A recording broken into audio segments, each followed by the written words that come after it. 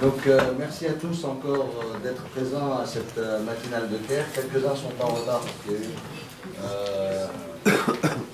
une mauvaise compréhension sur certains. Je ne sais pas pourquoi ils ont lu que c'était au Sofitel alors qu'on quotidien qu'on a tous les mois on est dans cette salle.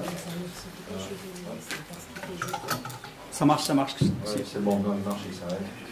Donc je ne vais pas introduire nos invités, je ne vais pas introduire absolument la thématique, on est pas, il est déchargé. Donc je vais laisser le soin à Adil Habib d'introduire nos intervenants et d'introduire complètement la thématique. Je voulais juste vous dire un mot concernant pourquoi on a longuement réfléchi et mûrement réfléchi à présenter, à parler de cette question des normes. C'est que depuis quelque temps, on entend systématiquement parler de freins et de réintroduction des licences d'importation en Algérie parce que l'importation de produits a explosé, parce que la facture d'importation a explosé. Alors donc il y a toute une rhétorique autour de cette thématique-là. Ce qu'on voulait expliquer, c'est qu'il y a d'abord, il y a plusieurs questions à se poser sur pourquoi il y a autant d'importations dans le pays. Et je pense qu'on se trompe évidemment de diagnostic concernant le pourquoi. Deuxièmement, il y a des façons vraiment efficaces qui vont permettre de protéger l'économie nationale et les produits nationaux, tout en projetant l'Algérie dans le futur. La façon de réintroduire les licences d'importation projette l'Algérie dans le passé, malheureusement, et hypothèque dangereusement l'avenir de notre économie. Donc on a envie de vous parler des normes qui sont vraiment un instrument extrêmement important. Je vais laisser donc la parole à Ali Harbi, pour ne pas la monopoliser, sinon je parlerai pendant des heures. Donc merci pour l'invitation, pour débattre cette thématique de la normalisation. Ces dernières années, on est interpellé par rapport à ce qui est des produits qui sont importés sur le marché, fabriqués, difficultés des fabricants, la promotion de la production nationale, l'exportation. Et nous, lorsqu'on a été invité par Caire, on a réfléchi comment intervenir. Et moi, je me suis dit, toute seule, je ne pourrais pas parce que la normalisation algérienne a 40 ans d'expérience. Donc j'ai jugé bon d'associer avec moi M. Ben Daoud Jannidi, qui est expériencien DG, qui a fait un parcours et qui connaît le problème et la thématique de la normalisation algérienne, et aussi M. Kirkouki. On parle de marché, on se pose des questions. C'est quoi la normalisation? Et on se pose la question, que ce soit pour la fabrication locale ou bien l'importation. Quand on pense mettre un produit sur le marché, on se dit comment garantir un produit ou bien des services aussi sûrs, fiables et de bonne qualité. Quand on dit sûr, c'est-à-dire c'est un produit qui ne porte pas de risque d'accident. Vous achetez une lampe, vous allez la placer, il ne faudrait pas qu'elle explose. Il ne faudrait pas que vous soyez électrocuté. Bon, si vous la placez, il n'y a pas de risque, il n'y a pas de danger. Maintenant, est-ce qu'elle va s'allumer? Donc c'est la fiabilité. Si elle va s'allumer, est-ce qu'elle va assurer, je crois c'est 1000 heures pour la lampe, est-ce qu'elle va tenir 1000 heures? Donc vous posez ces trois questions par rapport à la sécurité, la fiabilité et la qualité du produit pour mettre le produit sur le marché, que vous soyez fabricant ou importateur. Là, on pense aux consommateurs. Quand vous êtes des consommateurs, vous achetez un produit et vous posez ces trois questions. Maintenant, pour les chefs d'entreprise, ils se disent, nous, on a une activité, on doit faire du chiffre, on a un marché, on doit le développer, on risque de le perdre aussi, le marché, au niveau national, parce que même si on a une part de marché au niveau national, il n'est pas sûr, donc on risque de le perdre avec soit un concurrent, soit de l'importation. Donc, quels sont les outils pour maîtriser, abaisser les coûts, réduire les déchets et aussi maîtriser les rebuts et les erreurs. Et pour un pays tel que notre pays en voie de développement, comment l'État va aider les entreprises à d'abord maintenir leur marché, développer leur marché au niveau national, aussi au niveau régional et au niveau international. c'est-à-dire augmenter les chances d'exportation dans un système où il y a un commerce équitable. La norme. La norme peut aider, enfin peut aider, elle a aidé beaucoup de pays, les pays développés ont avancé avec la norme. Mais c'est quoi cette norme? C'est un document qui définit des exigences, on doit obéir à ces exigences, des spécifications, des lignes directrices ou des caractéristiques à utiliser systématiquement pour assurer l'aptitude à l'emploi, que ce soit des matériaux, des produits, processus ou services. Quand on parle de la norme, il y a la norme produit, il y a la norme processus, il y a la norme système. Les premières normes élaborées, il y a plus d'un siècle, c'était beaucoup plus le produit. Mais au fil des années, il y a le management qui se développe, il y a aussi la compétence, il y a des normes sur la compétence des personnes, de certification des personnes. L'intérêt de la normalisation. La normalisation est un atout pour les entreprises. Avant de parler d'entreprises, il y a aussi les organisations, même les institutions, qui ont besoin de normes. Elle permet d'accéder au marché d'abord au niveau local, régional et international. Améliore la qualité des produits et services, c'est-à-dire avec la norme, il y a les coûts de clients, il y a les coûts du besoin du marché et l'entreprise doit s'adapter et s'améliorer en fonction de ce qui est demandé pour pouvoir mettre son produit sur le marché. Ça permet à l'entreprise aussi d'être plus compétitive grâce à sa participation, à son écoute, à ses enquêtes, le benchmarking qu'elle fait avec ses concurrents et toutes les études et les enquêtes qu'elle doit faire pour pouvoir se placer et garder sa part de marché. Rassure le client et le consommateur. Quand on dit rassure, c'est la construction de la confiance. On construit cette confiance et cette image. Quand on voit un produit donné, une marque, on dit c'est de bonne qualité parce qu'on sait que ce fabricant, ce producteur a mis en place des systèmes normatifs et il met à jour, il est à l'écoute des clients et des consommateurs. Il y a aussi la promotion ou bien de l'innovation et de la recherche. Vous voyez par exemple le véhicule, hein, on vient de sortir le premier véhicule. Le véhicule, mine de rien, c'est 800 normes au niveau international. Et la voiture, tous les jours, il y a des nouveautés. Donc, grâce à ces normes, il y a de l'innovation, il y a du développement et des options qu'on voit tous les jours pour satisfaire un client et un consommateur. Et aussi, protège les marchés et les consommateurs, comme vient de le dire M. Akmani, par rapport à l'importation. Donc il faut qu'il y ait un système pour freiner, je dirais, des produits qui sont jugés, hein, on va dire jugés non conformes, ou bien de mauvaise qualité. Le terme qui est utilisé maintenant, mauvaise qualité, il y a du n'importe quoi, mais nous les normalisateurs, on parle dans la terminologie de la conformité par rapport à une caractéristique. Parce que quand on dit mauvaise qualité, dangereux, etc., il faut le prouver.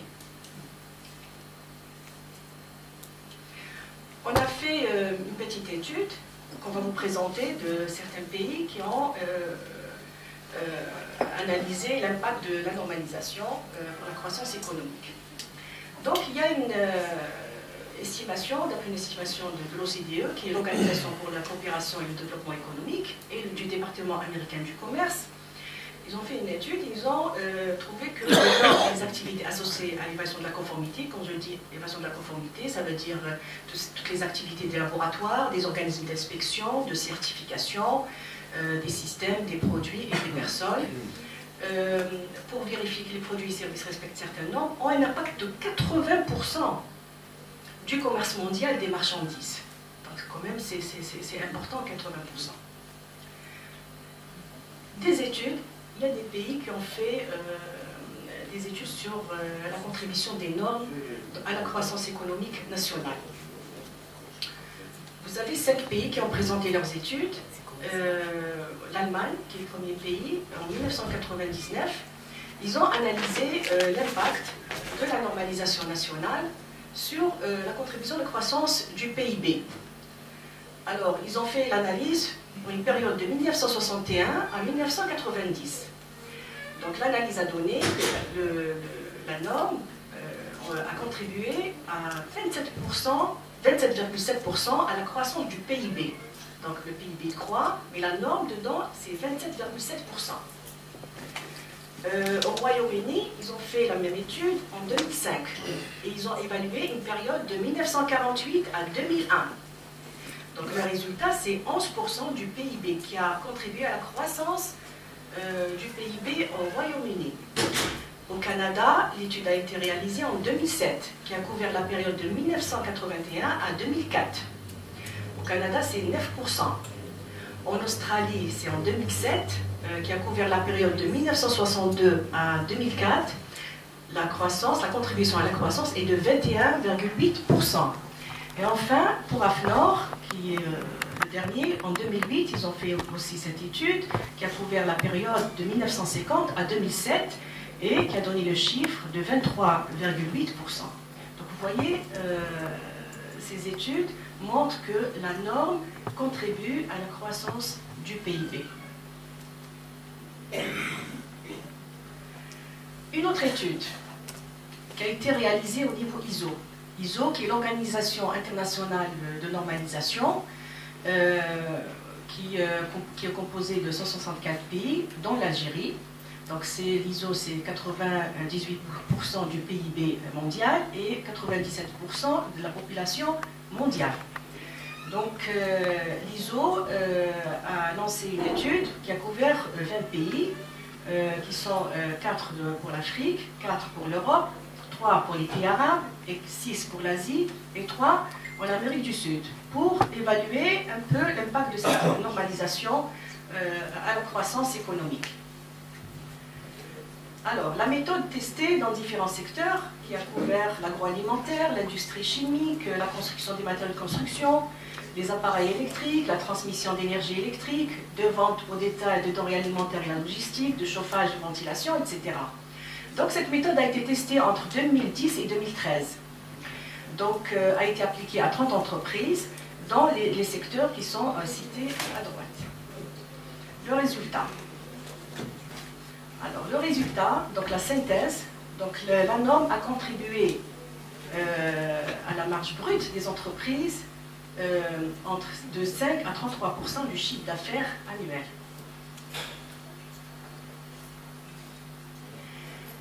La réduction du temps nécessaire pour effectuer les activités spécifiques, le gain en temps. Le temps, c'est aussi important.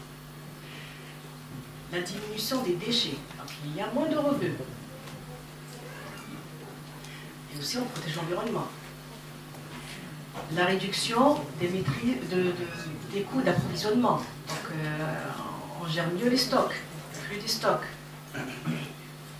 Et aussi, on travaille mieux, il y a amélioration du processus de sélection et d'évaluation des fournisseurs, on travaille mieux avec les fournisseurs.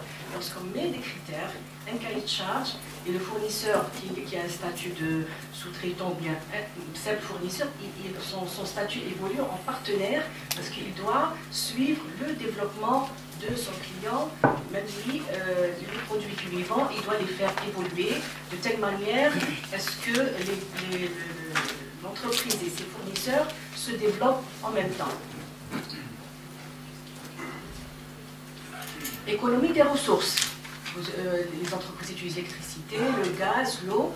Donc il y a une économie dans l'utilisation des ressources. Aussi l'optimisation des résultats de recherche et développement. Et aussi, surtout, l'optimisation de transfert d'informations à travers les spécifications unifiées. La norme est un moyen pour transférer le savoir-faire et la technologie et les dernières nouveautés dans les documents qui sont unifiés et puis reconnus. Alors, comment tirer parti de la normalisation? On va se poser la question. Et puis c'est ouvert, hein, je ne vais pas vous donner des leçons ici, hein. On va ouvrir le débat parce que vous êtes des parties prenantes de la normalisation. Alors, l'influence sur les normes internationales, c'est-à-dire sur les règles du jeu économique, est une composante essentielle, quoique peu visible de la compétitivité des entreprises et des États. Vous prenez par exemple cette bouteille vous dites qu'elle est normalisée, etc. Mais est-ce que la norme, il y a une série de normes, est-ce que la norme est visible? La norme qui est utilisée pour fabriquer cette bouteille, elle n'est pas visible. Donc, c'est pas évident de faire valoir et de démontrer l'apport et l'intérêt de la norme dans la conformité et la promotion de la qualité du produit. Et aussi, même les États, ils ont du mal à voir la contribution des normes au développement de l'économie. Alors, les normes internationales ne sont jamais innocentes, il y a toujours un enjeu. Le pays qui propose un thème a un intérêt et travaille en coulisses, fait du lobbying pour faire passer sa norme en normes nationales, régionales et internationales, pour devancer ses concurrents et gagner des marchés. Donc, la norme, elle détermine des marchés. Elle fixe des modes de gouvernance. J'ai dit, les premières normes, c'était les normes produits. Maintenant, c'est les normes de management. On a commencé par la qualité, l'environnement, l'hygiène sécurité, le management des risques, vous avez la responsabilité sociétale, donc les achats. Maintenant, on est passé dans le cahier de charge à exiger la certification ISO 9001. Peut-être demain, on va avoir la 26000 dans les cahiers de charge. Et certains groupes exigent les référentiels de la responsabilité sociétale comme mode de gouvernance. Permettent à leur auteur de devancer la concurrence, donc gagner, ou de la freiner. On a eu un thème sur l'empreinte carbone et l'empreinte eau au niveau international où il y a eu de la mobilisation pour faire passer cette norme et les pays en voie de développement nous ont demandé de voter non parce que ça va nous poser, ça va freiner notre développement ou d'exporter leurs contraintes.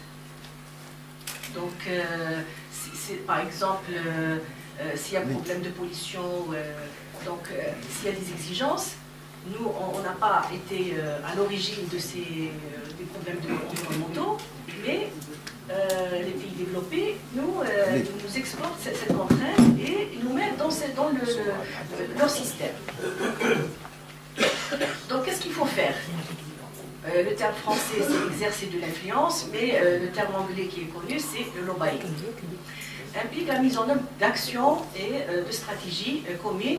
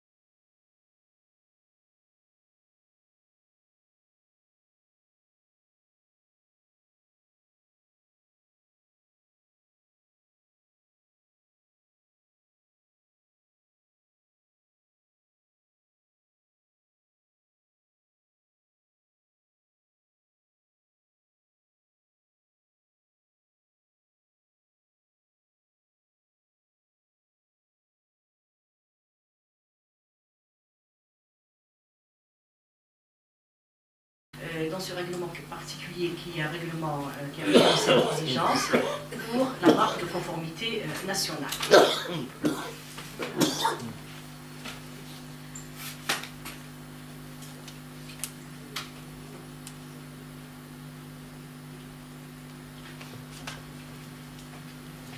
Donc, Lianor n'a pas d'antenne au niveau des wilayas, donc nous, pour nous rapprocher un peu des opérateurs au niveau national, on a réfléchi à développer des services pour les opérateurs. Donc, on a signé avec notre partenaire ISO sur une solution qu'on appelle Isolution pour la diffusion des normes internationales. Il y a aussi, on a signé avec notre partenaire AFNOR, le groupe AFNOR, pour aussi la distribution des solutions de veille normative. Vous avez la solution Perinorm, qui est une base référentielle, qui comporte plus d'1 million de références de 24 pays. Et c'est une base qui est mise à jour chaque jour, toutes les 24 heures. Donc on met à disposition ce produit, ce service, pour que les opérateurs soient informés au quotidien de toutes les nouveautés au niveau international, régional et dans les pays au niveau national. Voilà. Donc aussi il y a une solution Saga Web, c'est une base où il y a les textes, hein, donc les normes, vous avez accès aux normes. Donc ça, c'est des solutions en fonction des activités et des besoins des opérateurs, et on travaille avec notre partenaire pour développer et proposer ce service pour permettre à nos opérateurs d'être à jour par rapport à leurs besoins. Donc notre collection, nous avons à ce jour des collections des normes ANRA, c'est les normes nationales, vous avez ISO et CEI, vous avez EN, les normes européennes, l'AIDMO c'est les normes arabes. Au niveau européen, nous avons des normes AFNOR, BSI, DIN et autres. Et aussi, il y a des entreprises qui travaillent avec des normes américaines. Ce n'est pas des normes nationales, mais c'est des normes professionnelles dans le domaine des hydrocarbures.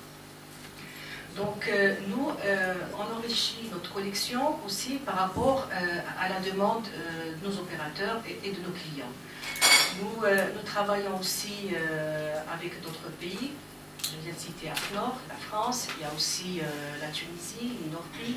En fait, on échange avec ce qu'on appelle nous les ONL, les organismes nationaux de normalisation, pour des questions et des besoins de nos opérateurs. Par exemple, on est en train de travailler sur la caisse en plastique destinée pour la pêche, pour le secteur de la pêche en plastique. Il n'y a pas de norme internationale, on avait du mal à trouver une norme européenne, et on a cherché, on a trouvé une norme espagnole. On demande à notre partenaire espagnol, il nous envoie des documents et on travaille dessus, on essaye d'adapter et d'en tirer des informations pour nos besoins et en faire une norme nationale. Donc le partenariat avec les pays nous permet aussi de nous informer, puisqu'il y a de l'investissement. Eux, ils s'informent chez nous sur les normes nationales qui existent, et nous, on s'informe et on demande l'information pour le compte de nos opérateurs, et on a cette prestation d'information sur toutes les normes qui existent au niveau, que ce soit international, régional et international. Si l'information n'existe pas chez nous, on peut demander, c'est dans le cadre des partenariats, à nos partenaires, l'information et aussi de l'aide pour pouvoir répondre sur la question posée sur les normes ou bien aussi les règlements techniques. Voilà. Donc, merci pour votre écoute et on va ouvrir le débat. Merci Mme Chibani pour cette communication qui, au-delà de l'importance du sujet, bien sûr que vous avez souligné, nous montre aussi que nous avons un instrument, hein, donc Lianor, et qu'il nous appartient un peu à tous de l'exploiter, je dirais, et d'en faire bon usage. Avant d'ouvrir le débat, je vais passer la parole à Sejne Deo, qui voudrait dire quelques mots en complément. Bonjour tout le monde. Puisqu'il reste 15 minutes, je crois, vous prendre une partie aux exposés, j'en profite pour essayer... 10 minutes. Ok. Pour essayer de vulgariser un peu plus cette activité, ce concept de normalisation. Parce que ce n'est pas évident pour le commun des mortels de comprendre tout de suite quelle est l'importance de cette activité. Alors qu'elle est, Harbi tout à l'heure l'a rappelé, elle est dans tous les domaines de la vie courante. La normalisation a pour objet de produire des normes. On va utiliser des terminologies d'entreprise. La définition a été donnée tout à l'heure par Mme Shibani. C'est une définition normalisée. Historiquement, ça vient du latin norma qui veut dire règle. Il y a une règle à respecter. Dans l'histoire, la norme a toujours existé. Un petit rappel historique, dans le code de Hammurabi qui date de 17 siècles avant Jésus-Christ, ça veut dire 37 siècles derrière nous, dans l'ancienne Mésopotamie, il y a un code, il y a un article, il y a un décret, je vais utiliser des mots récents, qui dit la chose suivante. Il parlait de construction, de maçonnerie. Il dit si un maçon construit pour quelqu'un une maison et qu'il rate la maison, il refait la maison à ses frais. J'ai souvent essayé de trouver ce maçon en Algérie, parce que j'avais des amis qui construisaient, j'arrive pas à trouver. Des référents plus récents, après la Deuxième Guerre mondiale, après la fin de la Deuxième Guerre mondiale, l'ISO d'ailleurs a été créé en 1947, c'est juste après la guerre, il y a eu, s'est instauré dans le monde une guerre froide qui a succédé à la guerre chaude. Et parmi les éléments de cette guerre froide, c'était la conquête de l'espace. Les soviétiques à l'époque et les américains d'un côté, chacun avait pris ce qu'il pouvait du potentiel industriel allemand, qui était à l'origine de tout ça, avec les V1, V2 que l'Allemagne nazie avait fabriqués. Et les premiers à avoir envoyé un engin dans l'espace, c'était les soviétiques. C'était un engin qui a fait le tour de la Terre. Je crois qu'il y avait un singe dedans. Ou un chien. Une chienne. Merci pour la précision. Laïka, Spéjean. Et les Américains se sont dit, il faut qu'on fasse mieux. Et dans un discours resté historique du président Kennedy en 60, qui avait fixé à la nation américaine le défi d'envoyer quelqu'un sur la Lune avant la fin des années 60. Et effectivement, le 22 juillet 1969, le premier homme a foulé le sol de la Lune, d'où la fameuse phrase « c'est un pas pour l'homme et un grand pas pour l'humanité ». Lorsque cet défi, cet objectif a été fixé par le président Kennedy, la NASA a été chargée de réaliser ce programme. Envoyer quelqu'un sur la Lune, c'était pour qu'il aille et revienne. Et c'était avec des humains, pas avec des chiens. Et donc, la NASA a mobilisé des industriels, des chercheurs,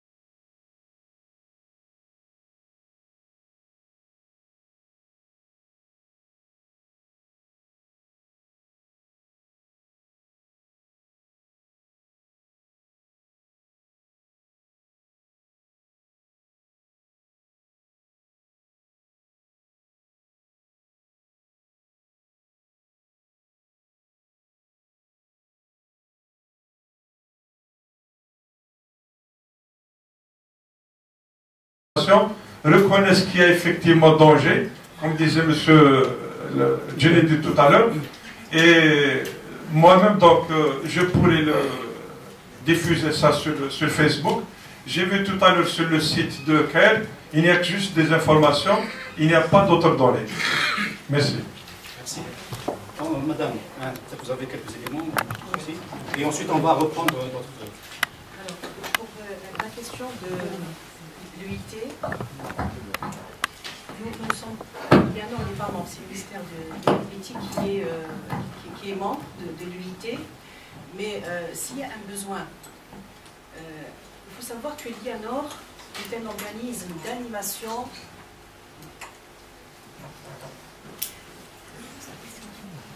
L'IANOR est un organisme d'animation et de gestion et d'enregistrement des normes nationales. Quand vous dites vous, l'IANOR, nous, on vous offre l'espace. C'est avec vous qu'on fait les normes, qu'on élabore les normes. Maintenant, vous dites le comité couvrant l'éthique au niveau national n'existe pas. Vous exprimez un besoin avec un exposé de motifs. On va définir le périmètre de ce comité technique et les représentants qui peuvent travailler dans ce comité technique, et on va le créer, et vous allez nous proposer un programme, et on va répondre à votre besoin, et on va travailler sur les normes nationales. Il faut savoir que nous, dans le cadre de la reconnaissance et la signature électronique du ministère avec la RPT, donc l'UIT a exigé de l'ARPT qu'il y ait là aussi la signature de l'ONN, c'est-à-dire de l'IANOR. Donc ils sont venus vers moi pour signer et je leur ai posé la question, je leur ai dit, est-ce que vous avez des besoins? Et je n'ai pas encore eu de retour, mais j'attends le retour. Je dis, si vous avez un programme, s'il y a un développement, on est là pour répondre à votre besoin. Donc on est là pour répondre à votre attente. Maintenant, on a commencé, M. Atmani a commencé par l'importation des produits non conformes, et puis on passe, hop, les entreprises algériennes risquent d'être bloquées et produisent des produits non conformes. On n'est pas censé dire ça. Normalement, les entreprises algériennes doivent chercher des référentiels pour placer leurs produits. Maintenant, vous dites c'est un blocage. La norme n'a jamais été un blocage. Parce que l'implémentation d'une norme, c'est un processus, c'est des étapes. Ça commence par l'information, la formation, la construction du système, des fois des investissements. S'il y a par exemple pour un produit, si le laboratoire n'a pas tous les équipements pour contrôler, vérifier les spécifications, donc il y a de l'acquisition. Si le laboratoire ne raccorde pas, n'a pas d'étalonnage de ses équipements, donc il doit raccorder. Donc une norme, ce n'est pas du jour au lendemain. On part toujours du terme de la construction d'un système. On a beaucoup plus travaillé pendant 15 ans sur les systèmes de management, c'est vrai. Et on a négligé le produit. Maintenant, on travaille sur le produit parce qu'ils sont complémentaires. Il faut le management et aussi le produit pour démontrer la conformité de ce produit à un référentiel reconnu par les parties prenantes, c'est-à-dire les fabricants, les utilisateurs, les fournisseurs et puis même les ministères. Et cette norme peut être utilisée aussi pour élaboration, si elle couvre les aspects de sécurité et de santé, pour élaboration des règlements techniques. C'est-à-dire que le gouvernement ou bien les ministères, quand ils ont une norme nationale qui a été le fruit de concertation, de discussion et d'adoption, c'est le travail d'experts. Donc, le travail d'expert, il est dans la norme. Le gouvernement, au niveau des ministères, où il n'y a pas de l'expertise nationale, il y a des compétences, mais il n'y a pas des experts du domaine. Donc, ils reprennent la norme et ils travaillent sur cette norme pour en faire des règlements techniques.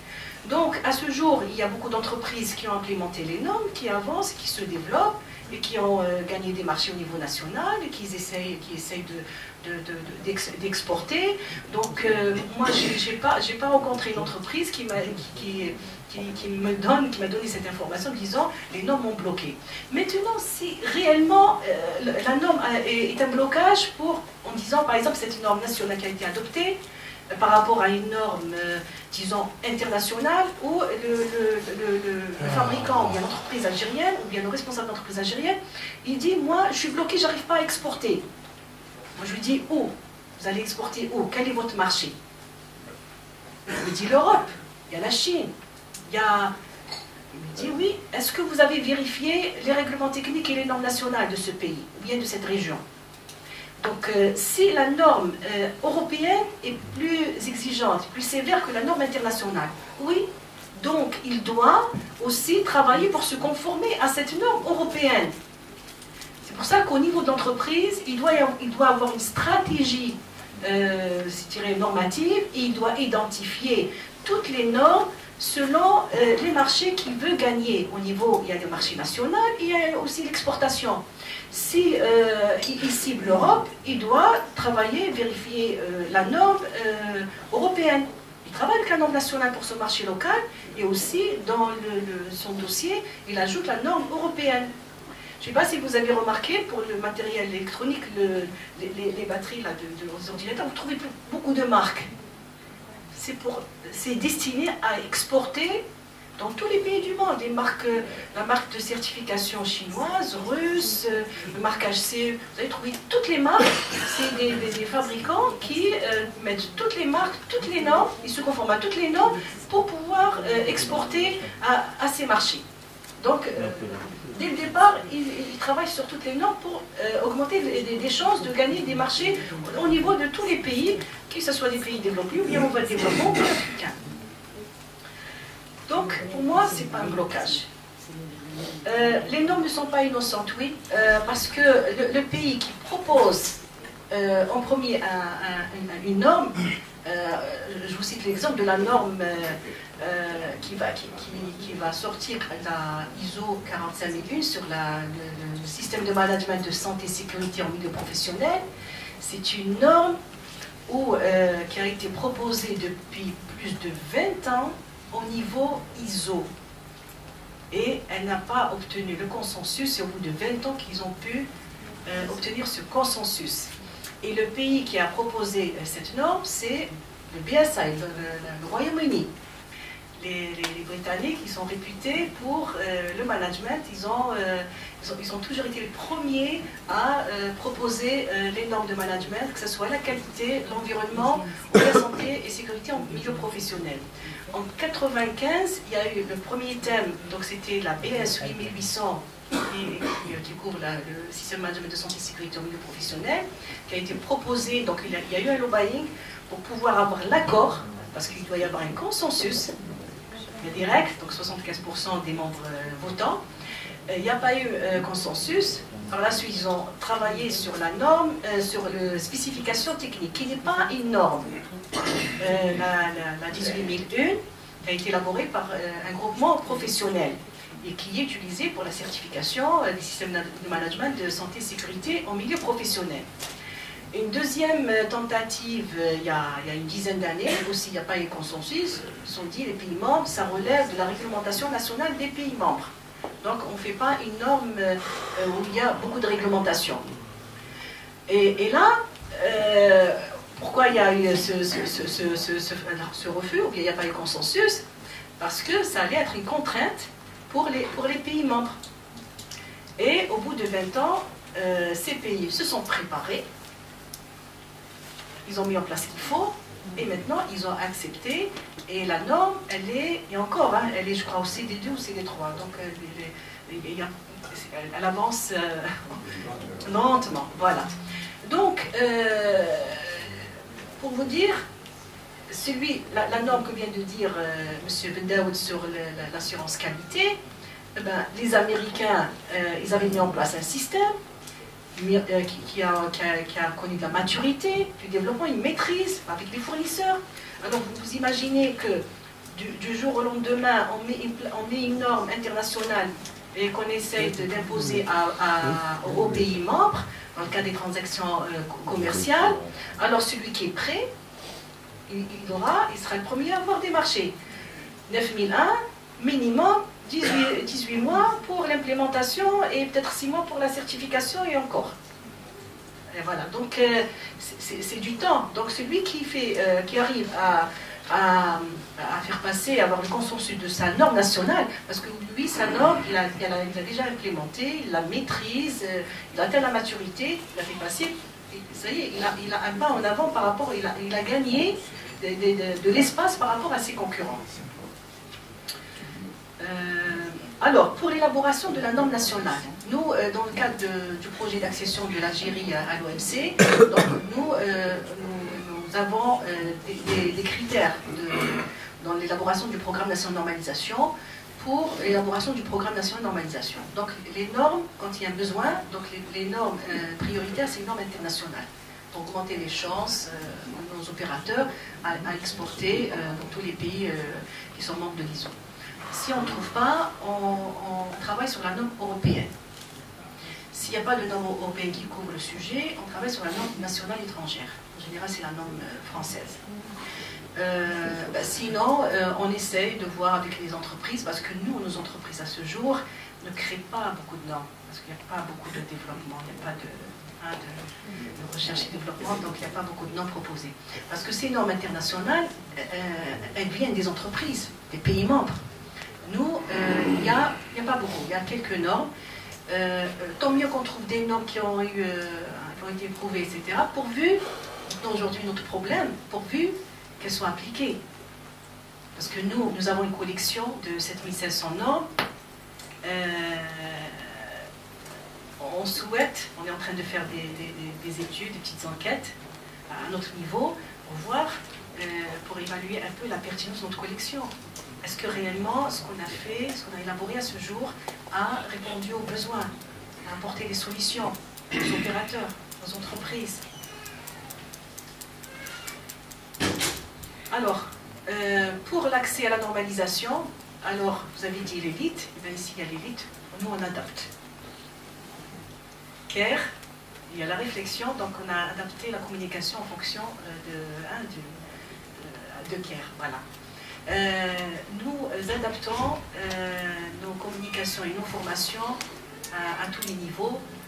Moi-même, j'ai dû former des ouvriers sur la normalisation et on a adapté. Et ça s'est très bien passé. L'université, oui, on intervient. Donc même avec M. Bendaoud, on intervient à Polytech, qui organise chaque année un créneau, 2 heures de temps, sur la normalisation.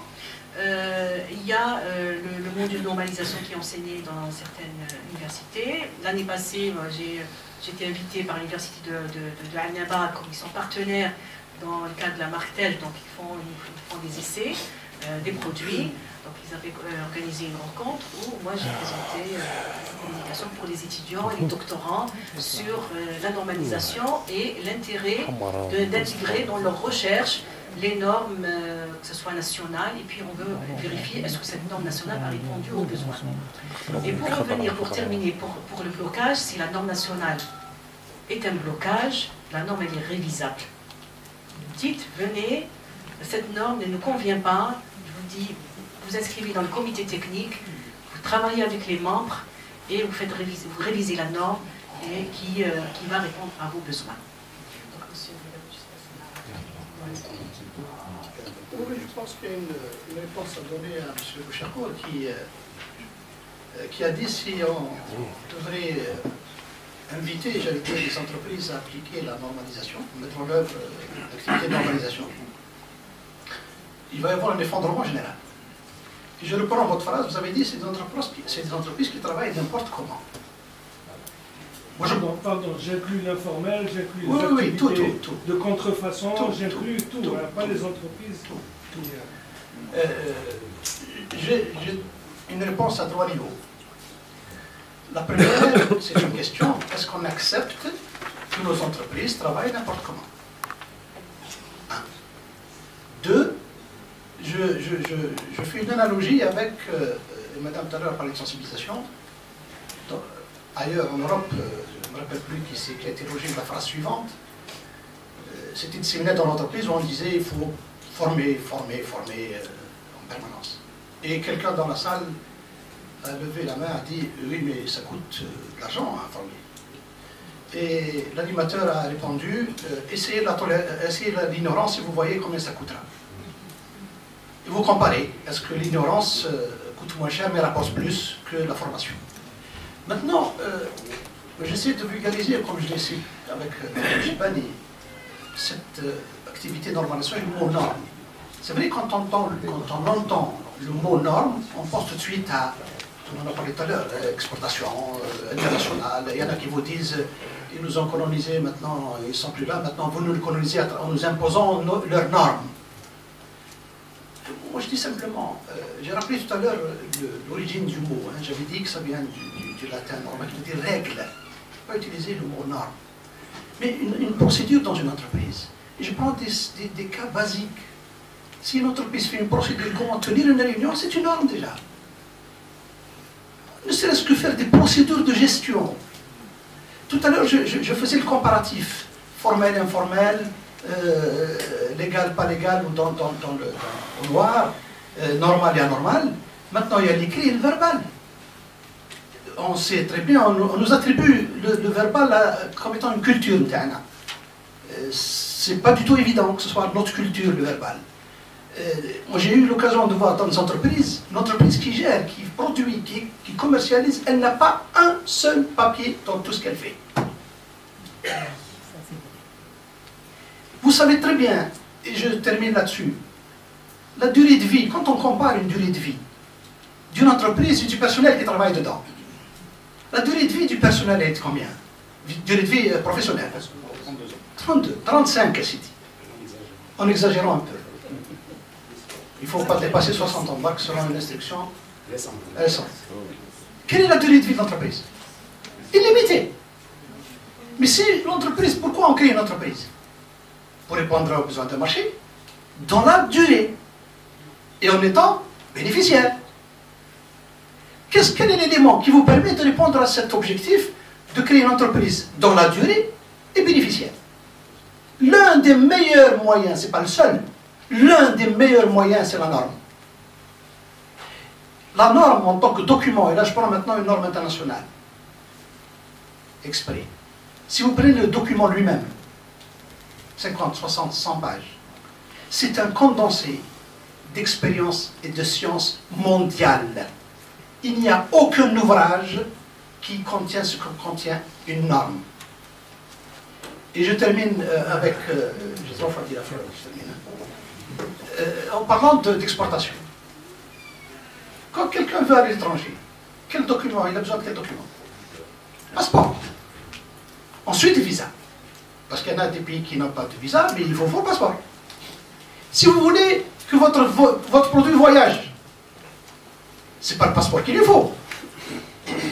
Il lui faut une conformité aux exigences du pays où il veut aller. Merci Jnedi. Je vais passer la parole à Alex Ali. Juste une seconde. Juste un commentaire important par rapport à ce qui a été dit jusqu'à maintenant. Parfois, ça nous paraît énorme. Parfois, le chantier paraît énorme. Et il faut que nous soyons ensemble capables de le décomposer en éléments simples. Et je crois qu'il faut qu'on reconstitue les différents maillons de la chaîne. Nous avons présenté aujourd'hui un maillon de la chaîne qui est Lianor. Il y a d'autres maillons de la chaîne, les associations professionnelles notamment, les centres techniques. Donc je crois que l'objectif n'est pas de dire que Lianor va tout faire ou sert à tout. Lianor est un maillon de la chaîne. Et il y a un exemple important que je cite très souvent. J'ai eu l'occasion de faire des missions d'études dans certains pays voisins, à droite et à gauche, à l'est et à l'ouest. Ces deux pays-là sont en train de réaliser des résultats extraordinaires en matière d'exportation d'olives et d'huile d'olive. Tout le monde le sait, la croissance, elle est pratiquement presque à 2 chiffres. Elle n'est pas tout à fait à 2 chiffres, mais elle est presque. Et dans le cadre de l'étude que j'étais en train de mener, j'ai été amené à poser la question, pourquoi vous avez réussi en matière d'olive et d'huile d'olive? Eh bien, les réponses que j'ai eues, c'est que ces gens-là ont pu réagir sur le plan de la conformité. À un moment où ils étaient en train de perdre des parts de marché, parce que ce sont des exportateurs d'olives et d'huile d'olive en vrac, historiquement. Et à un moment donné, ces pays-là commençaient, je parle du pays qui est à notre est et du pays qui est à l'ouest. Donc, ils ont commencé à perdre des parts de marché face à la concurrence donc, espagnole, italienne, grecque, Et ils se sont posé la question, pourquoi on perd des parts de marché? Pourquoi on n'arrive plus à placer notre produit sur les marchés internationaux? Il s'est avéré qu'il y avait de nouvelles normes sur le produit lui-même, des spécifications techniques, l'analyse, comment dire, les aspects d'acidité, de forme, de gabarit du produit, mais aussi des normes d'emballage. Si on ne veut pas faire du vrac, c'est-à-dire qu'on va faire de l'emballage secondaire, hein, pour arriver, et à ce moment-là, fractionné. Et à ce moment-là, il y a des normes d'emballage. Et la question qui s'était posée, c'est que ce sont des pays où il n'y a que des PME. Il n'y a pas de multinationales. Je ne parle pas des grands traders, bien sûr, qui achètent ce produit-là, mais je parle des gens qui produisent localement. C'est le petit paysan qui produit de l'olive. Comment lui expliquer qu'il y a la norme ISO, je ne sais pas combien, qui dit que son olive, elle ne passera pas aux États-Unis? Eh bien, je reviens à ce que vous dites, c'est cette chaîne de valeur dans la décomposition d'un problème complexe en éléments simples. Donc il faut un institut de normalisation, évidemment, pour ramener cette norme internationale, en faire une norme nationale éventuellement, ou la transposer. Mais ensuite, il faut des associations professionnelles, il faut des centres techniques. Quelqu'un a parlé de contrôle. C'est-à-dire, qui va faire le contrôle? Donc il faut des centres techniques, il faut des cabinets, il faut des gens qui font la mesure, en sortant et en entrant. Il faut former ces gens-là. C'est inévitable que nous puissions avoir quelqu'un qui dit cette olive, elle est conforme, elle passe. Elle n'est pas conforme, stop, sans qu'on nous la refoule ou bien qu'on soit bloqué. Donc je crois qu'il y a une chaîne de valeur à construire et je crois qu'en Algérie, on n'a pas cette chaîne de valeur. Les maillons manquent.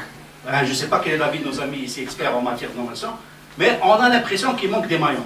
Comment ça se fait que malgré l'existence de certaines normes, par exemple, sur certains produits, on voit des choses qui rentrent sans aucune barrière, je dirais.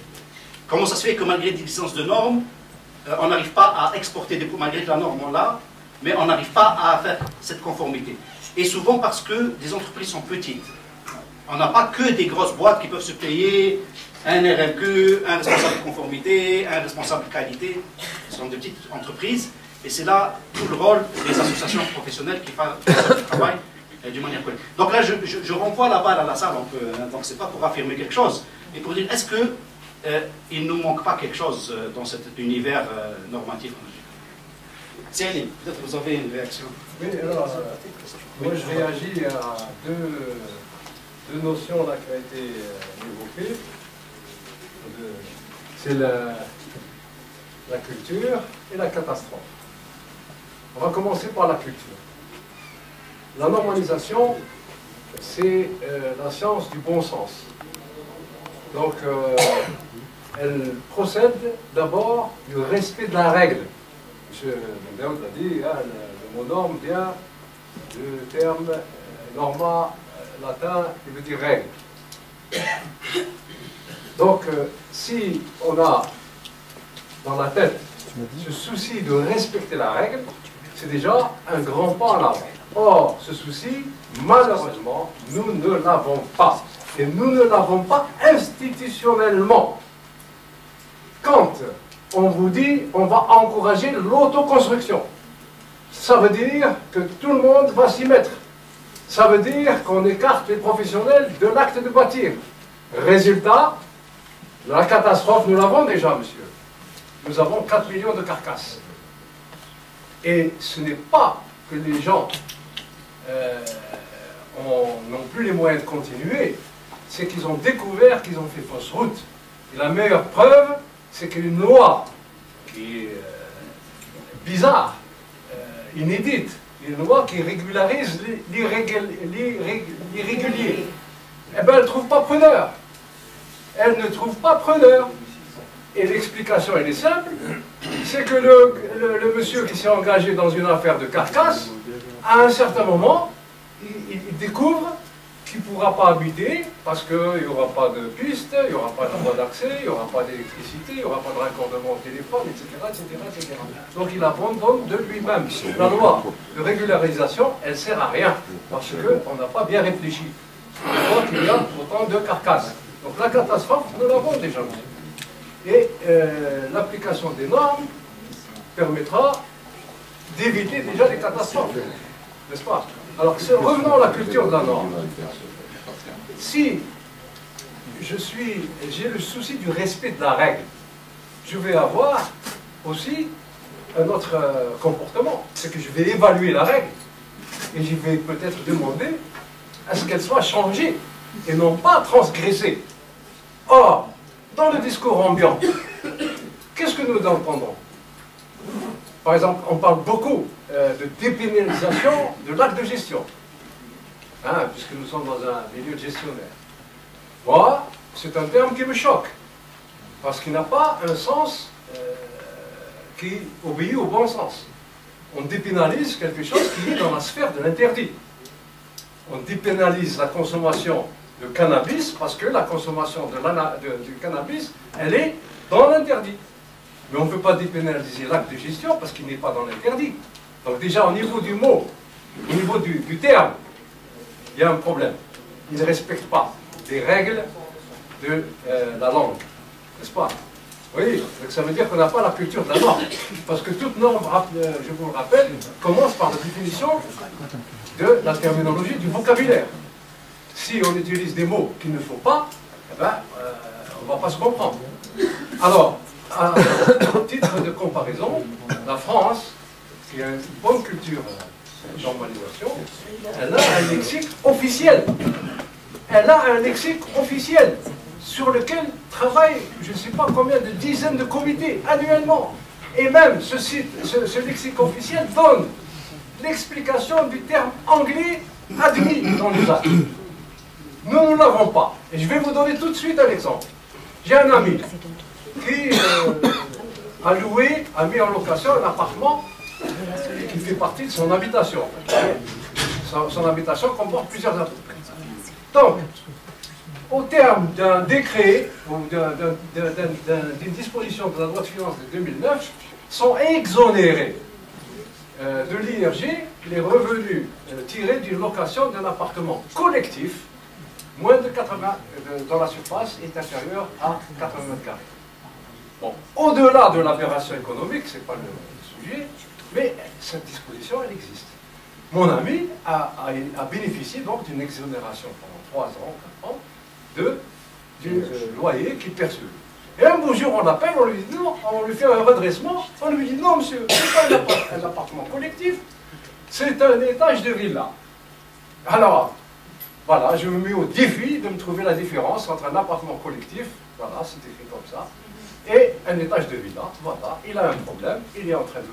Il a payé, il fait des recours, et voilà, avec l'administration des impôts, parce que nous n'avons pas, l'Algérie, je vous le dis encore, n'a pas un lexique officiel. Et c'est le plus grand problème au développement de la normalisation.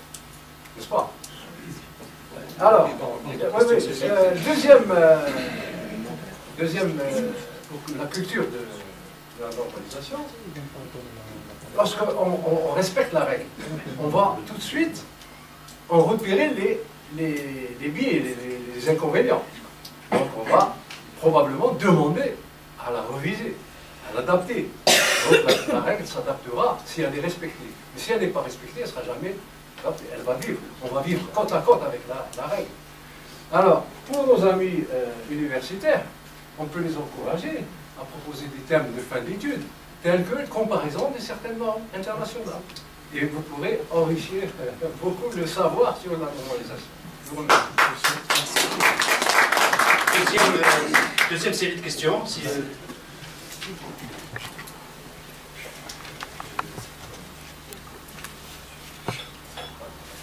Il y a 4 déjà inscrits.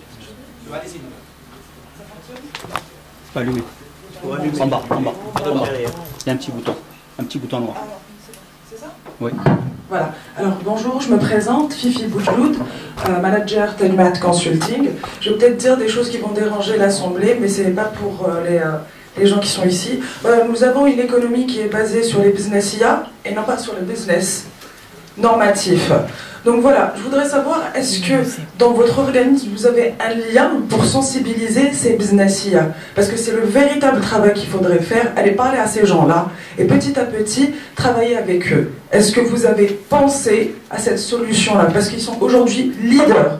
Ce n'est pas les managers qui ont des normes dans l'entreprise qui font le travail. C'est pas eux l'économie algérienne, malheureusement, mais c'est ces businessiers-là qui ont fondé et qui ont construit de grosses entreprises, si on peut dire, si on peut utiliser ce terme-là, anarchiquement. Ils ne sont pas allés à l'école, ils n'ont pas forcément voyagé énormément, mais ils tiennent aujourd'hui le marché. Moi, je pense qu'il faudrait faire un travail avec eux. Et est-ce que vous avez pensé à créer ce lien avec eux, à aller leur parler? Je prends juste pour exemple Microsoft, qui est arrivé il y a quelques années en Algérie. Il y avait un gros problème de licence de Microsoft. Et ben, ils ont pris le téléphone, ils ont parlé aux consommateurs algériens pour le sensibiliser dans le besoin d'utiliser une licence Microsoft officielle. Donc voilà, merci. Merci. Alors il y avait Monsieur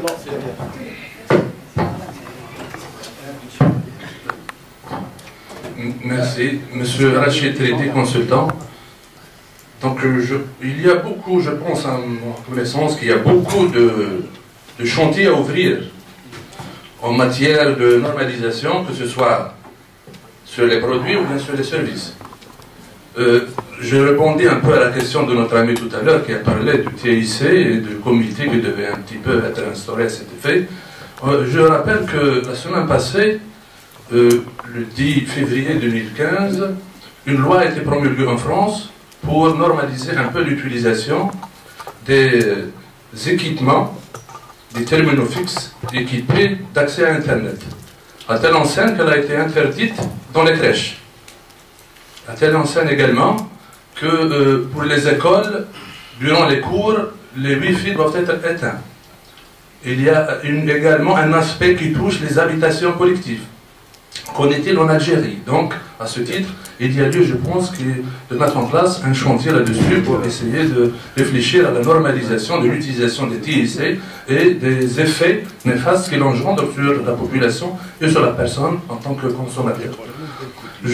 Pour ce qui est maintenant des questions, je pose une question. Les produits doivent-ils être conformes aux normes ou à la réglementation? Et quel est le poids de la réglementation pour protéger la norme en Algérie? La deuxième question, tous les aspects des produits et services peuvent être traités par une norme, d'après ce que vous nous avez dit. Maintenant, quels sont les aspects qui ne peuvent pas être traités par une norme sur un produit quelconque? La troisième question, vous avez dit que les normes internationales ne sont jamais innocentes. Effectivement, on adhère à ce principe. Peut-on se différencier maintenant en Algérie par rapport aux normes internationales, en mettant en avant le label algérien? Et où en sommes-nous par rapport à ce label algérien qui a été, on le voit, décrié dans la presse? Merci. Merci. On va finir cet rangée, on va passer. Vous êtes dans le pipe, hein. Il y a deux personnes ici. Allez, oui, bonjour. Monsieur Oud, directeur exécutif Cévital. Je m'excuse, mais je suis pas arrivé au début de la conférence, donc peut-être que vous avez abordé ce point-ci au départ.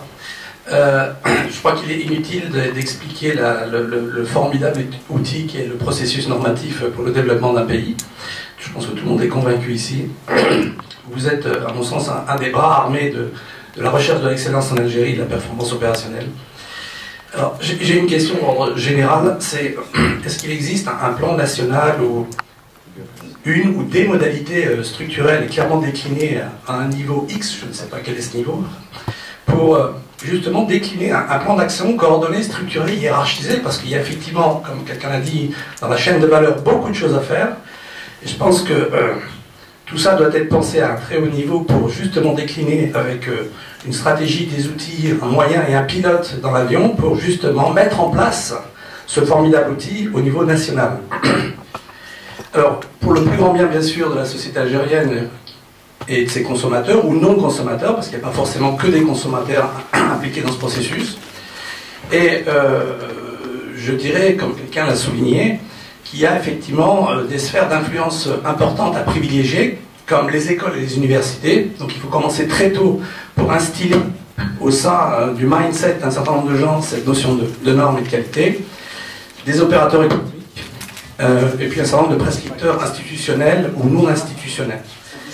Donc, comment passer de la réflexion à l'action pragmatique, concrète et mesurable, c'est avec des livrables derrière, c'est ma question. Et puis peut-être faire preuve un peu d'originalité en Algérie au niveau international et peut-être penser à mettre au point une norme qui explique ou qui explicite comment décliner un processus normatif au niveau national. Je crois que cette norme n'existe pas aujourd'hui. Il y a quelqu'un derrière. Merci. Et on passe là. Merci. Il y a quelqu'un derrière. Ensuite, on va passer à 2 questions ici. Salam alaikum, bonjour tout le monde, Zoumen Zougué, étudiant en enseignement par la qualité à l'UNSM et jeune entrepreneur dans le domaine d'éthique. Donc la première question, sachant que la normalisation a comme objectif la concurrence loyale, quand on voit, donc la question c'est par rapport à l'importation, on a beaucoup de contrefaçons et par manque de rigueur réglementaire, donc que c'est l'un des plus grands freins par rapport à, on va dire, à la normalisation. Et la deuxième question, on est où par...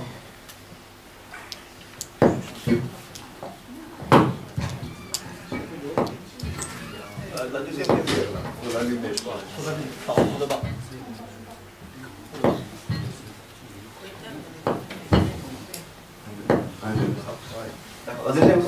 La deuxième question, on est où par rapport à la normalisation dans les organismes publics? Et ma troisième question, c'est pas donc quand on parle de la normalisation, il y a beaucoup d'autres, on va dire là, les entreprises qui sont disant dans la norme, mais par contre elles adoptent une normalisation de façade. Donc il n'y a pas de fond.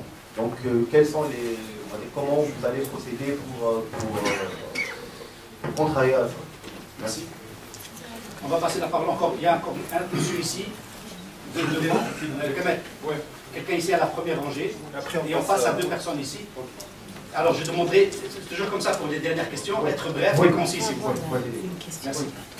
C'est-à-dire, oui, simplement, pour simplifier les choses, c'est-à-dire pour expliquer à un lecteur... On n'a pas du tout de micro là, il est éteint.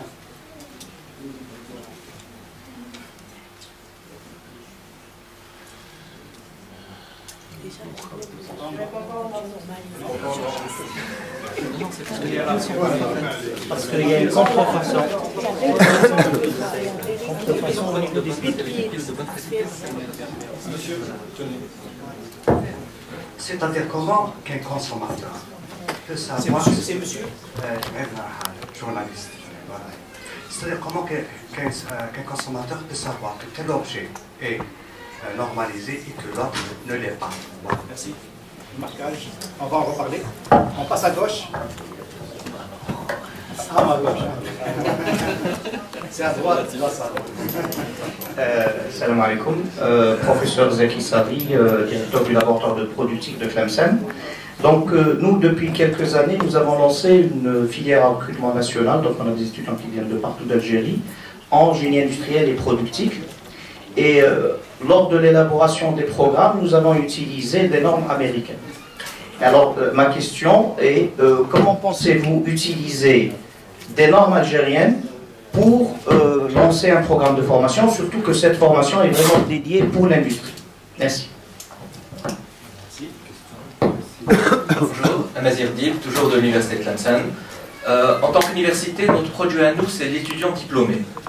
Donc, pour avoir cette adéquation formation-emploi, qui est une vraie problématique, notre ministère a mis en place une démarche d'assurance qualité. Est-ce que cette démarche est nécessaire ou faut-il mettre en place d'autres démarches qui assurent un meilleur produit, un meilleur étudiant diplômé? Et puis, comment peut-on trouver les certifications pour nos formations? On connaît les certifications informatiques, comme la certification C2I, ou la certification Windows ou GNU Linux. Mais comment trouver d'autres certifications, je dirais, plus techniques, plus professionnelles? On a une licence professionnalisante en soudure, on essaie de certifier nos étudiants à travers une certification délivrée par un institut international de soudure. Mais comment avoir accès à, je dirais, une bibliothèque ou une banque de données d'autres certifications professionnelles pour nos étudiants? Merci. On va prendre... Si vous, une légère question. Alors, les limites entre la bureaucratie et le respect des normes. C'est noté. Une dernière intervention. Zohar. Non, prenez le micro aussi. Madame Chibali a évoqué le symbole sans pour autant enchaîner sur la question de l'intégration de l'entreprise. Et là, j'aurais souhaité au moins savoir quel est le rôle de l'IANOR entre son rôle qui est très important et très fondamental en matière de sous-traitance industrielle, bien sûr, entre les receveurs et les donneurs. Merci. Avant de donner la parole à Mme Chibani, à M. Daoud et à M. Kefri pour intervenir, je voudrais juste m'excuser pour la qualité du son. Donc, à l'issue de cette conférence, on va établir une fiche de non-conformité et établir une réclamation client à l'auteur. On va faire autre chose pour tout de suite. Action corrective, on ne reviendra plus ici. Sur la micro.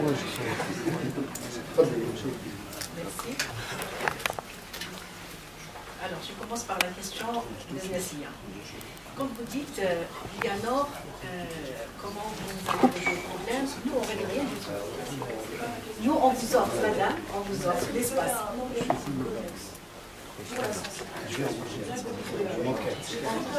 On peut étudier. Vous savez ce qu'on peut faire? Ce qu'on peut faire, c'est par rapport à ces problématiques, déjà définir le thème et le besoin.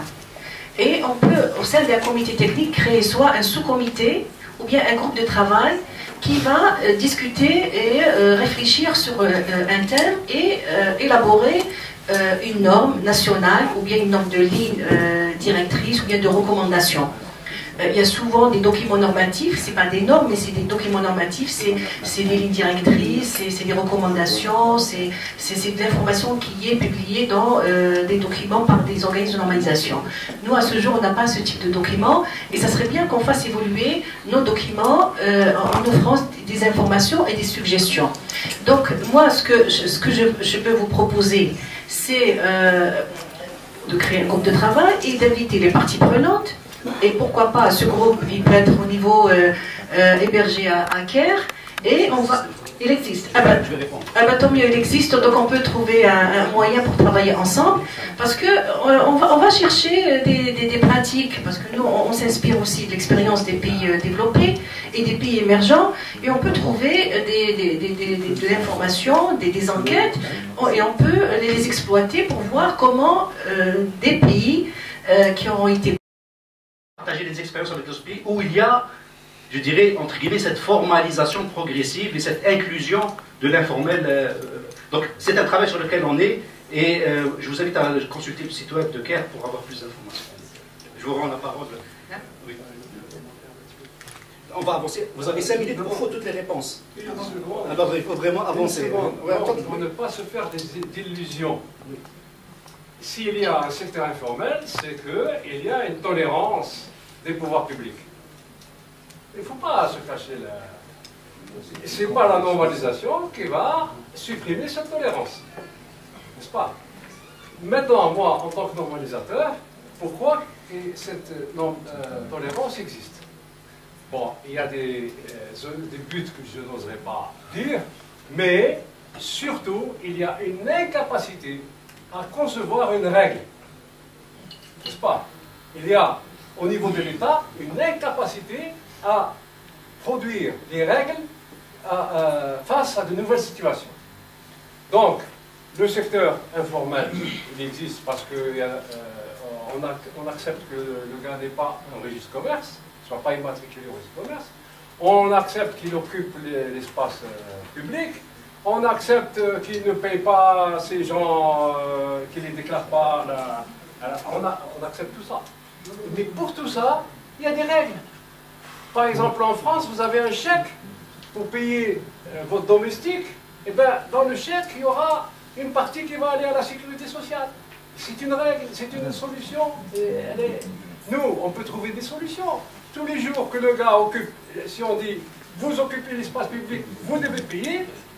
Vous employez quelqu'un, vous devez payer, ce n'est pas les solutions normatives, c'est le respect de la réglementation. Maintenant, si, et il nous est arrivé plusieurs fois d'avoir affaire devant nous des autorités qui nous demandent qu'est-ce qu'on peut faire avec nous.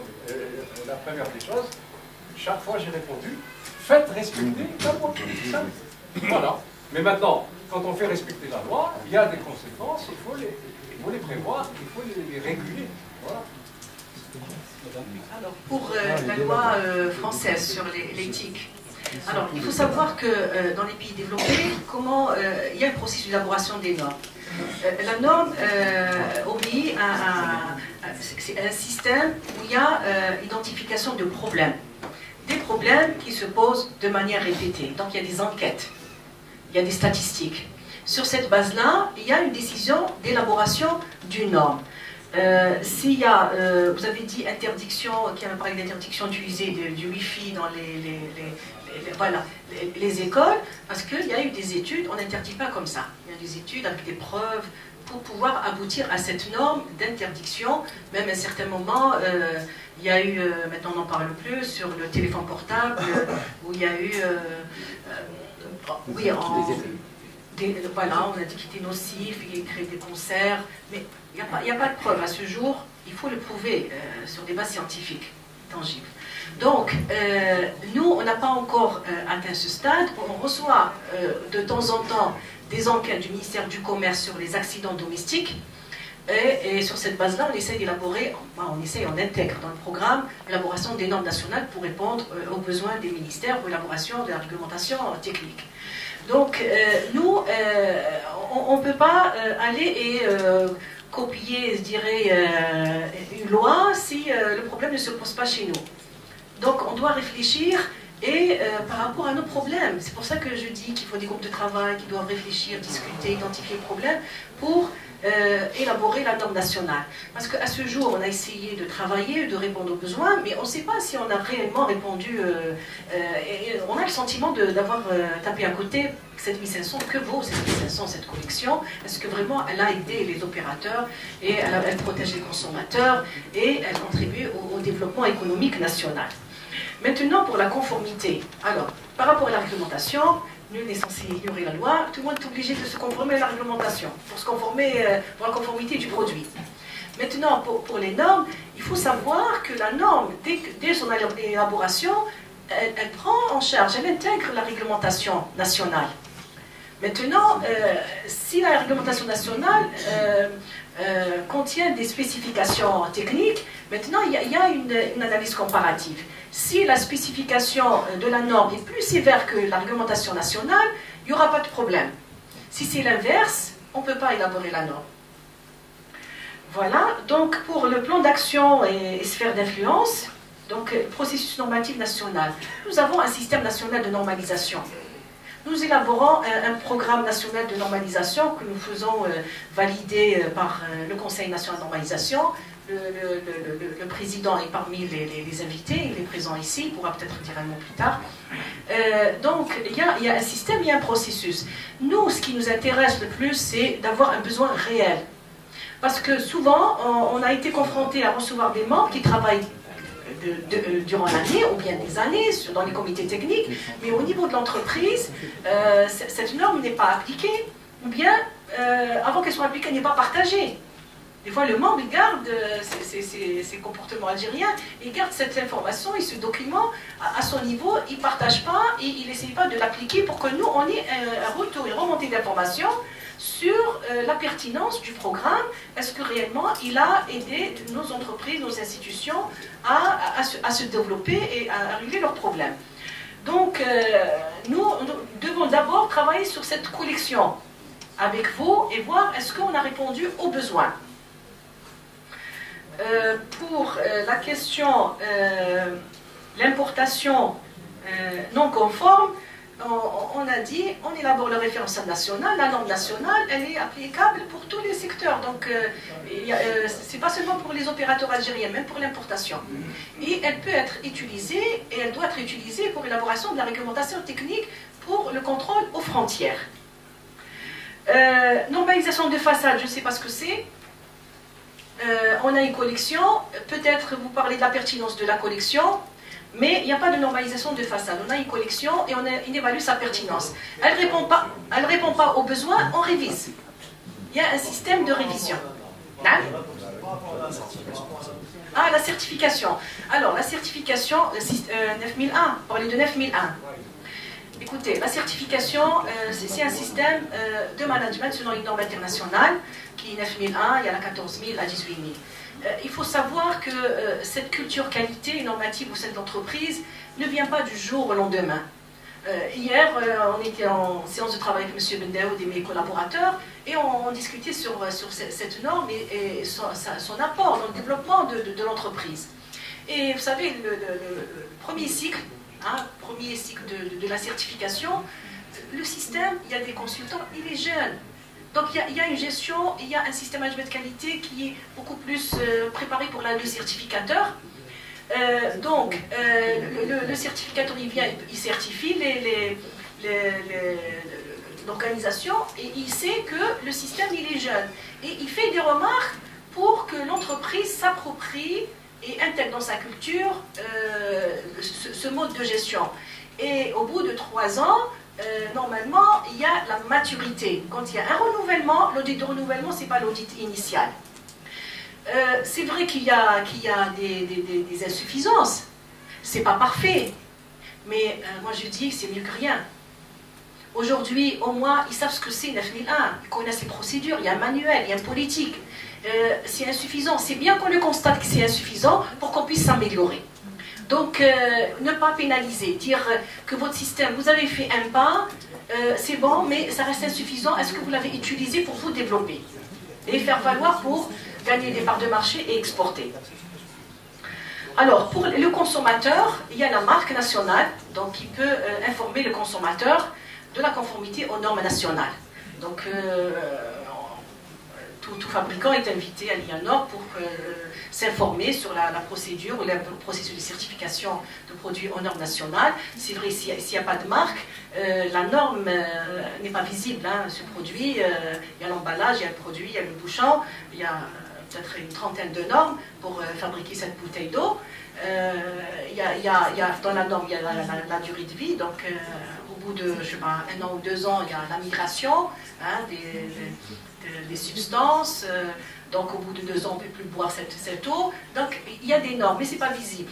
Donc pour démontrer la conformité, donc on a une marque nationale où on peut certifier, et on est en train de certifier les produits aux normes nationales. Alors pour les normes américaines que vous utilisez dans l'éthique, c'est bien proposé dans le programme national, et nous on va étudier les normes que vous êtes en train d'utiliser. Et puis, on va voir est-ce qu'il y a des normes internationales. Et on va intégrer dans le programme. Maintenant, pour la certification des personnes, pour le soudage, oui, il y a des normes de certification de la compétence. On a commencé par les auditeurs, maintenant dans des domaines spécifiques, il y a la certification de la compétence des personnes. Oui, exprimez votre besoin, nous on le prend en charge et on va en faire un référentiel national pour pouvoir partager d'abord et avancer ensemble.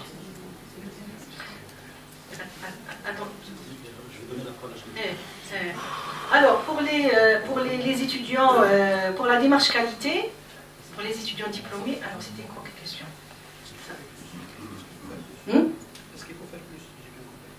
Alors, pour les étudiants diplômés, alors maintenant, nous on a fait un travail depuis quelques années avec les ministères. On a introduit avec le ministère de l'Éducation nationale pour l'enseignement technique. En 2004, on a travaillé sur l'intégration de la normalisation. Donc il y a un pas. 10 ans, on ne sait pas s'il n'y a pas eu d'évaluation, mais on a fait un travail. L'ENSM, ils ont un module de normalisation. Donc Polytech aussi, on intervient. Ils ont un module de normalisation, métrologie, accréditation, etc. Aussi, on est invité par beaucoup d'universités pour intervenir sur présenter la normalisation et le système ingénieur de normalisation. Et aussi, nous, on a mandaté des laboratoires au niveau des universités. On a le laboratoire de l'université de Al-Naba pour le produit tampon regard, voirie, de Alfel, et on a mandaté le laboratoire de Betna. On a mandaté un laboratoire de l'Institut algérien du pétrole. Aussi, on a mandaté le laboratoire de l'université de Boumerdès. Donc, on travaille avec eux, donc ça se passe bien. C'est vrai que ça reste toujours, je dirais, timide, mais on a fait beaucoup d'actions avec l'université. Puis, on reçoit toute l'année des étudiants qui préparent leur mémoire de fin d'études. Ils viennent, ils s'informent sur les normes, et s'ils veulent acquérir une norme, moi j'ai mis une politique pour encourager l'utilisation des normes, donc je fais une remise de 50% pour les étudiants à condition qu'ils présentent leur carte d'étudiant, et ils demandent, donc c'est des mesures d'encouragement pour inculquer cette culture normative pour les futurs diplômés. Le rôle de l'IANOR, alors client-fournisseur, merci pour cette question. Nous, on a un espace pour l'élaboration des normes. Normalement, je vais utiliser le terme normalement, ces normes doivent être utilisées dans l'élaboration des cahiers de charges, des contrats. Et ça donne les référentiels qui ont été élaborés par ce client et par ce fournisseur. Ils travaillent dans ce comité ensemble sur ce programme, sur ces normes, et ils s'entendent sur l'élaboration de cette norme nationale, et après, c'est cette norme qui va être reconnue dans les contrats. C'est le fonctionnement de tout pays développé qui travaille selon les normes. Je vous dis, il y a des opérateurs qui disent « Moi, je préfère la norme internationale ». Nous, on est déjà partie prenante d'élaboration de la norme internationale. On est membre. C'est vrai qu'on n'est pas présent, mais on est membre. Donc, vous pouvez participer avec l'IANOR ou via l'IANOR pour élaborer cette norme internationale. Aussi, je vous dis, lorsqu'un pays membre de l'ISO ou bien de la CEI nous pose une question sur la norme utilisée au niveau national, il ne pose jamais la question en disant quelle est la norme internationale que vous utilisez. Il nous pose la question quelle est la norme nationale, qui a fait c'est le fruit du consensus national, c'est la position nationale. Voilà, je donne la parole. Je vais juste compléter pour ce qui concerne la question pertinente qu'a posée l'étudiant en ce qui concerne les certifications de façade. C'est vrai ce que vous dites. Et je vais faire le parallèle avec le permis de conduire. Ça n'a pas empêché que les 4000 morts chaque année sur nos routes sont dus à des gens qui sont détenteurs de permis de conduire. Je complète juste par une petite anecdote qui donne une idée. Un élève dans un lycée, on a posé la question dans la langue française. Si deux verbes se suivent, qu'est-ce qui se passe? Il a répondu, le troisième ne suit pas.